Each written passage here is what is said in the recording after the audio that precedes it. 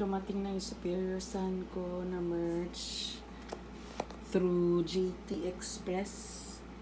I think ito yung t-shirt. Ang ganda. Ang ganda ng lagayan. Definitely hindi ko ito itatapon. And my goodness, I think ito yung hili ko nitong jacket.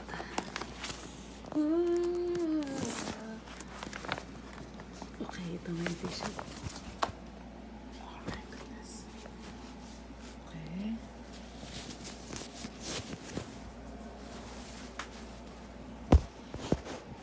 Medyo malaki. Oo, malaki nga siya kasi free size. Ang laki nga. Wait lang, ang laki nga. Ang laki. So, ito yung dulo ng ano. Ayan. Ito yung dulo ng. Ang laki nga. Parang ganyan. Okay. Next.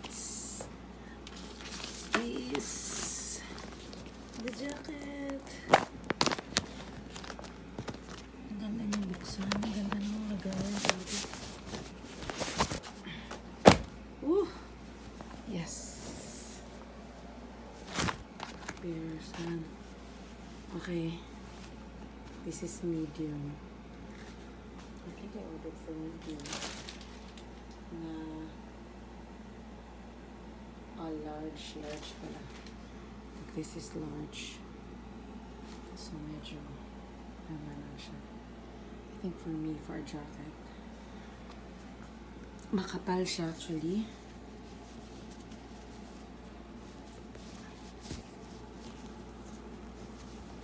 Sa loob. Sa loob na parang ano, cotton to. Parang fleece type na ano. Semi-fleece type. Parang ano. Tingnan natin. Ano yun?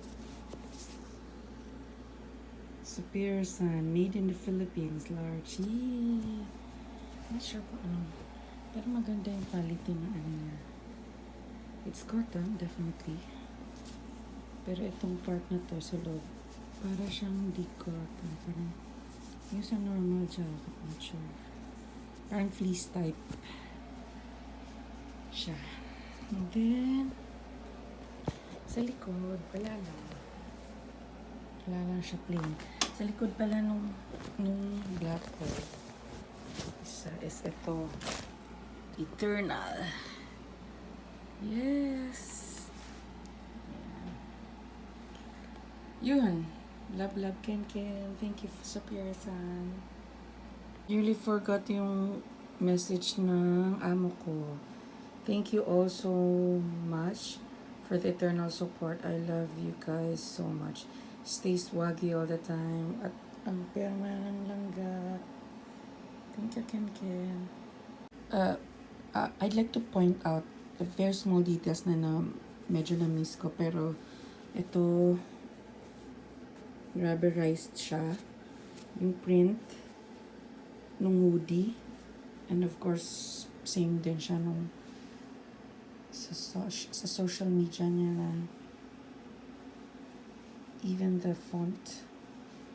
And ito actually I thought sira siya, if you notice, pero style pala siya, parang scratch, and meron siya dito,